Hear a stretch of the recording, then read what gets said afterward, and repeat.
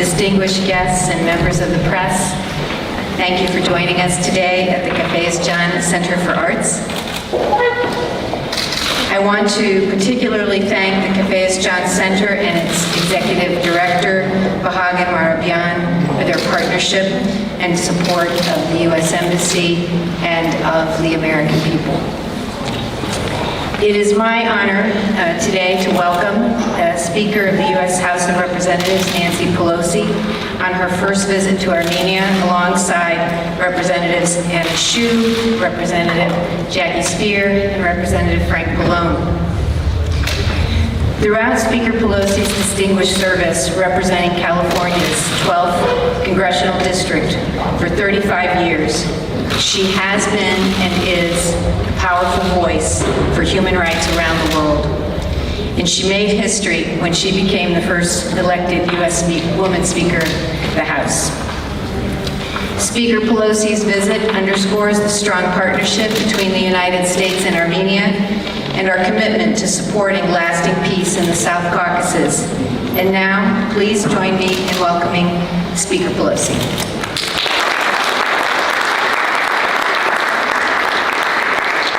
Thank you very much, Madam Ambassador. Thank you for your kind introduction. More importantly, thank you for your outstanding leadership representing the American people and our American values here in Armenia. We wish you the very best in your next post. We can't probably go that far. But thank you for your ongoing service, a lifetime of commitment to democracy and American values. Thank you to the journalists, activists, civil society, and political leaders who are here. You all are taking Armenia to a peaceful, prosperous, democratic future, and I look forward to hearing from you. Our colleagues, Mr. Chairman Frank Pallone, Congresswoman Madam Chair Anna Shu, Congresswoman Madam Chair Jackie Spear, and I came here to listen and to learn, to hear from you at every level of government and community involvement. It's a great honor as first Speaker of the House, highest-ranking American official, to visit Armenia, to be standing here before you between the flags of our two countries. With great pride in front of our American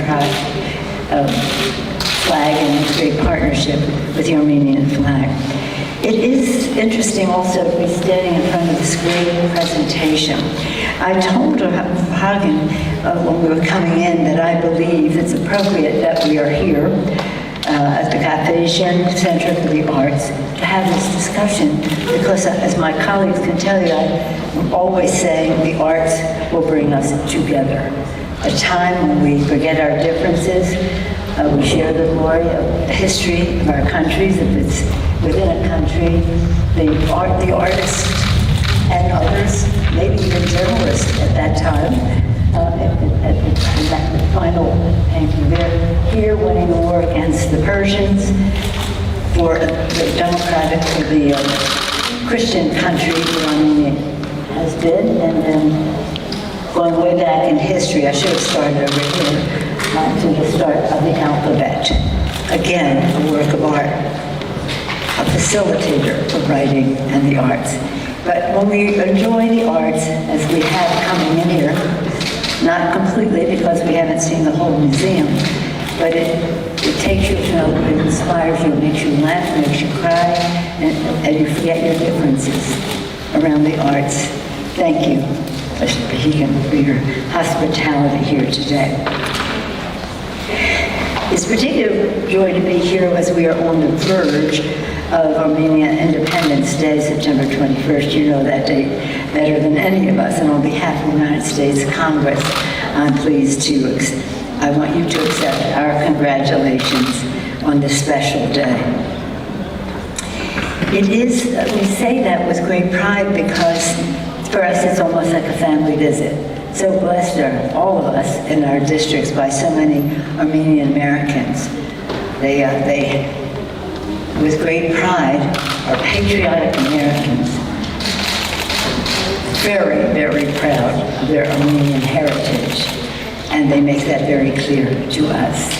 And we follow Armenian challenges through their eyes, and we are very proud to finally be able to pass the resolution observing the Armenian genocide, because we at last had a president who would sign it.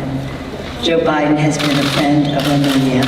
We're proud that he signed the bill with an inspiration for its passage, but also that he invited the Prime Minister of Armenia to the Democracy Summit, which was a very coveted invitation. I want you to know that. And so we're here committed, just to say America is committed to Armenia's security, Armenia's democracy, and we stand with Armenia at a difficult time. It's a difficult time in the world. We're in the midst of a battle between democracy and autocracy. Armenia is a place where we can see those contrasts come into play. Again, we come at a time, well, we didn't plan the trip around what happened last week. The trip was planned before that, but it so happens that we come in time, in person, strongly condemn Azerbaijan's recent attacks on Armenia. Make no mistake, this assault is unacceptable and exploratory and threatening prospects for the much-needed peace process to succeed. As America, as an OSCE Minsk Group co-chair and friend of Armenia, the United States is committed to supporting a negotiated, comprehensive, and sustainable settlement, including especially those hostilities directed toward civilians. As the U.S. government has long made clear, there can be no military solution to the conflict. A sustained renewal of hostilities would be disastrous, with more loss of life, more destruction, more refugees, and with enormous cost. The United States continues to watch the situation closely. This is a priority for President Biden and for the Congress, who have long been committed to stability, security, and peace between Armenia and Azerbaijan. Let me just say in that regard that Armenia is at the center of this debate between democracy and autocracy, with its proximity to Russia, but it's also part of our global discussion or contrast between the two. So we find this to be a pivotal time to be here as to what is going on in Ukraine, their fight for freedom, as we advocate for peaceful resolution of what is happening here. As our delegation comes to Armenia to discuss matters of security, democracy, and the economy, we're well served by the presence, again, of three leaders in the Congress who have fought for issues relating to Armenia for their lifetimes in Congress and even before that. For Anna Eshoo and Jackie Spearsky since birth, since they are Armenian Americans, it's in their DNA, but it's also in their priorities in service to our country in the Congress, and they have been an enormous intellectual resource to our colleagues on the subject of not only the genocide resolution, but other issues that relate to Armenia and Nagorno-Karabakh and other conflict here. And of course, they're all members of the Armenian caucus. Jackie and the chairman, Frank Palone, are co-chairs of the caucus, and Frank has been blessed with a large Armenian population, which has informed him from the start in Congress. I don't remember a time. How long have you been in Congress? 34. So I've been there 35. So I've observed every year of his involvement. Thank you, Frank. Okay, and then we go on to actually what we saw today. It was very emotional. Especially, we came holding our heads up high because we could come at a time when we had passed and the president signed the Armenian genocide resolution. For a long time, we've been talking about it, advocating for it in our communities, in the Congress. Now, it was done. And just stand there before the flame and thinking of 1.5 million people, their families. Some of them, the ancestors of so many Armenian Americans too, that we keep hearing the story of that painful time. We saw at the memorial, it was very moving, what we saw at the museum. It was beautiful. It was beautiful. Well, we laid the wreath before that, and that was a cheerful occasion for all of us. But then in the museum, we saw the names of communities that had been under assault. We learned the horrific truths at the Museum Institute. And then as we left, we walked as we had done, coming in among the trees. It was a source of honor to us, pride to us, that the first tree was an American tree anyway. I think it's the first one. The first American tree was planted by Senator Bob Dole. We were very proud of him and of that, but many other trees by delegation since then. And Frank and Anna and Jackie, Congress, if you all have been here before, have seen these trees grow quite rapidly. That's what they do. Let me quote the words of John Paul II, who prayed before the memorial 20 years ago, shortly before he died. He said, "Listen, O Lord, look upon the people of this land. Wipe away every tear from their eyes and grant them that their agony in the 21st century will yield a harvest of life that endures forever. We implore the healing of still open wounds." We implore the healing of still open wounds. How beautiful. To heal those still open wounds, the world must acknowledge that the crime for which it was, genocide. According to the 1948 UN Genocide Convention, genocide means acts committed with intent to destroy in whole or part a national, ethnical, racial, and religious group. We must work to ensure that the truth of the genocide is never covered up, and we must work to ensure that such atrocities do not happen again. We must not never forget.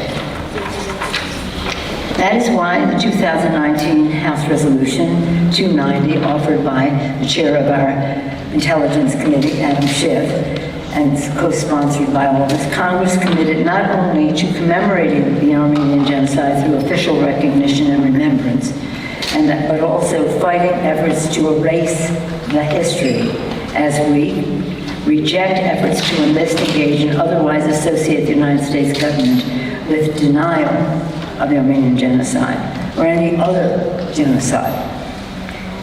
That we encourage education and public understanding of the facts of the Armenian genocide, including the relevance of the Armenian genocide to modern-day crimes against humanity.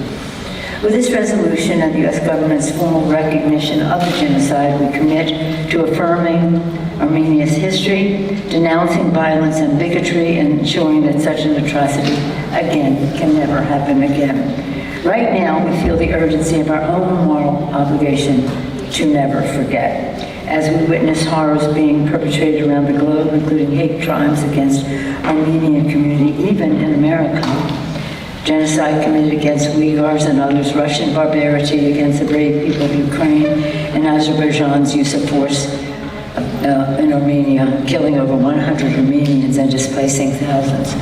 Not to mention what they're doing in Nagorno-Karabakh to people and holy sites. During this difficult time, my message is we must have hope. And we can find hope in the story of Armenia, which is one of resilience and strength. And we find hope in the arts. Here in this room, we gather before the history of Armenia mural, the history of Armenia mural, which tells the story we see. The brave warriors, again, who defended a free Christian nation and won. This one. The poets, painters, and priests who forged an independent alphabet language and deeply cultural identity. Okay, that's over here. And on this side, Mother Armenia with her child, showing how Armenia had risen from the pain of the 20th century into a future of hope. The alphabet, the arts, freedom, the future.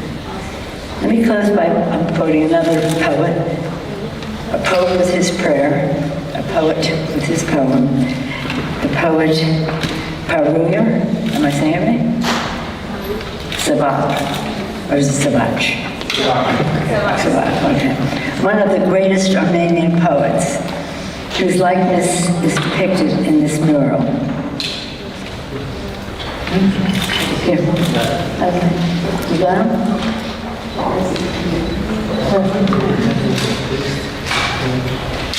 Is he the one with the veil? Right behind the priest in the white. Oh, behind the priest. I see. Okay. Keep your eyes on him right there. This is what he said. To my people, he wrote, how did you manage that you, like a bee, extract nectar out of poison and out of bitterness, honey you even squeeze?